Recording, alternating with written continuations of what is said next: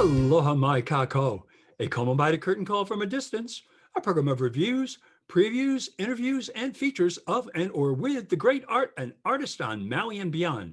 I'm Paul James Brown, and I'm coming to you from my home office, where I have been conscientiously practicing self-isolation. It's been more than a half century since the police riots during the 1968 Democratic National Convention in Chicago that resulted in one of the most famous trials in America since perhaps the Rosenbergs, the trial of the Chicago Eight, which later became Seven when Black Panther leader Bobby Seale was separated from the other defendants due to a mistrial, lasted 6 months and resulted in the convictions of Tom Hayden, Rennie Davis, Abbie Hoffman, Jerry Rubin, and David Dellinger, and the acquittal of John Froines and Lee Weiner. They were each sentenced to 5 years in federal prison for crossing state lines with the intention of inciting to riot, and all of them, including their attorney William Kunstler and Leonard Weinglass, did time for a total of 150 contempt citations. The convictions were later overturned due primarily to the outrageous conduct of the judge, the late Julius Hoffman. Aaron Sorkin has been trying to make this film for 13 years. He finally got his wish after many iterations of this project. Mr. Sorkin wrote and directed this piece of gripping entertainment for Netflix, and it premiered last Friday. It tells the story from the point of view of the trial. Most of that is based on the transcripts. However, Mr. Sorkin is at his best when he is allowed to be creative. He takes us into the lives out of court of many of the principals. It sets the scene of Johnson refusing to run, Dr. King and Senator Bobby Kennedy assassinated. The war is escalating, the draft is underway, and the film takes some artistic license with chronology by showing scenes from the draft lottery. It has Tom Hayden, played by Eddie Redmayne, say the reason he didn't go into the military was he had a high draft number. However, the trial began in September 1969, and the first draft lottery was December 1st, 1969. The film shows that although the Johnson administration's Attorney General Ramsey Clark, Michael Keaton, whose scenes in the film are brief but powerful and memorable, especially when he corrects Judge Hoffman about who the Attorney General does and doesn't represent, Clark had chosen not to pursue indictments against anyone, and his Justice Department had determined the police were responsible for starting the riots. The Nixon administration, under the new Attorney General John Domen, had another idea. He brings in Richard Schultz, Joseph Gordon-Levitt, and Tom Ferran, J.C. McKenzie, into his office, and the scene unfolds. Richard, you're being handed the ball. Are you ready for this? You pay me for my opinion.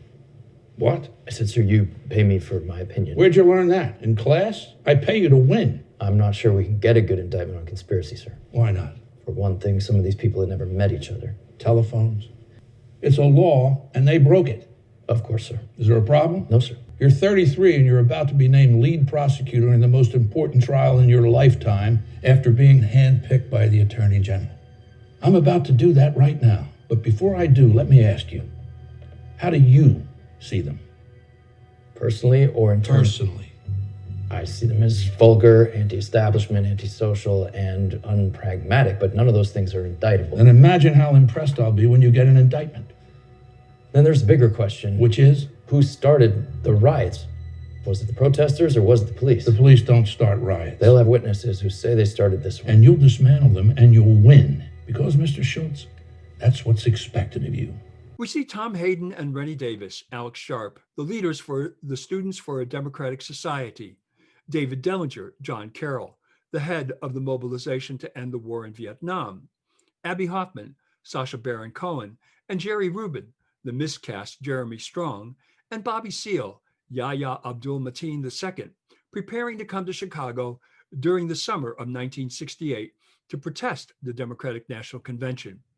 There is a great cut of the sainted journalist and broadcaster Walter Cronkite saying, The Democratic Convention is about to begin in a police state. There just doesn't seem to be any other way to say it. Then the trial begins. It will go for 6 months, but the film will only dip into some of the most dramatic moments. What will strike the viewer is the obvious racism exhibited against Bobby Seale and the Black Panthers by Judge Hoffman. His lawyer, Charles Gary, was unable to attend due to a hospitalization. He requested and was denied a continuance. Judge Hoffman, Frank Langella, insists on assigning William Kunstler, the great Mark Rylance, or Leonard Weinglass, Ben Shankman, to represent him, which he does not want. The late Fred Hampton, Kelvin Harrison Jr., the chairman of the Illinois Black Panther Party, is present in the court advising Bobby Seale until he and Mark Clark were murdered by the Chicago police in a pre-dawn raid on December 4th, 1969. The film goes back and forth between the trial and the events prior to and during the infamous Democratic National Convention. It also flashes forward to Abbie Hoffman doing stand-up, telling the stories from his point of view. It looks at the event from several points of view, all of them effective. Mr. Sorkin knows how to take the drama of a play and bring it to life in a trial setting. But don't look for a "you can't handle the truth" moment in this film. The climax happens outside the court when attorney Kunstler grills Tom Hayden to prep him for court the next day, and it is a moment that only Mr. Sorkin can create. The coda that he puts in when Abbie Hoffman takes the stand is Mr. Baron Cohen's best moment. It is difficult to separate any one actor from another. This is such an ensemble piece.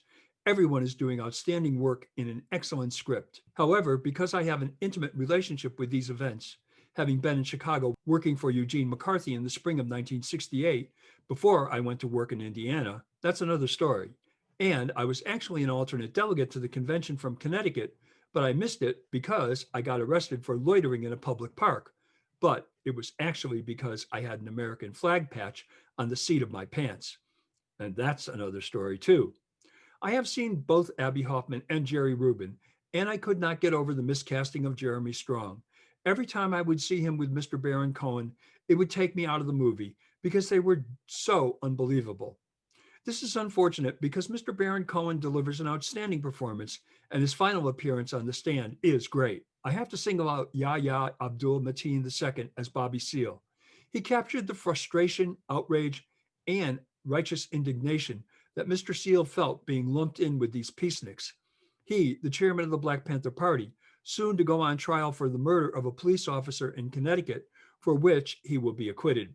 Frank Langella as Judge Julius Hoffman creates a true madman who doesn't care that he will be cited in the appeal for, one, failing to conduct a more extensive voir dire into the attitudes of the prospective jurors, two, communicating privately with jurors during their deliberations without making a record or alerting the defense, three, preventing the defense from presenting expert witnesses to testify on crowd dynamics and police tactics relating to crowd control, four, excluding exculpatory statements by some of the defendants relating to their state of mind while traveling to Chicago. But by far the most enduring image from that trial was Judge Hoffman's antagonistic and abusive conduct toward the defendants, their lawyers, and courtroom spectators. As the Seventh Circuit Court remarked, trial decorum often fell victim to dramatic and emotionally inflammatory episodes. Judge Hoffman's behavior over that 6 months has become the stuff of what not to do in a trial in just about every law school in America. If you were around in 1968 and 69, this film will bring you back to those days. If you weren't, it will help you to understand who we were and are, and to learn about a time not much different than the one we are in now. Black people are still being murdered by police. We are in the streets to express our hopes and dreams for a better future. There is a criminal in the White House. Let's hope we change that in the upcoming election. This film is worth getting Netflix for. But if you want to see a better one, I commend the 1987 HBO special Conspiracy, The Trial of the Chicago 8. You can watch it for free on YouTube. Well, that's Curtain Call from a Distance for this week. Thanks for tuning in. I'm Paul James Brown. Ahui ho.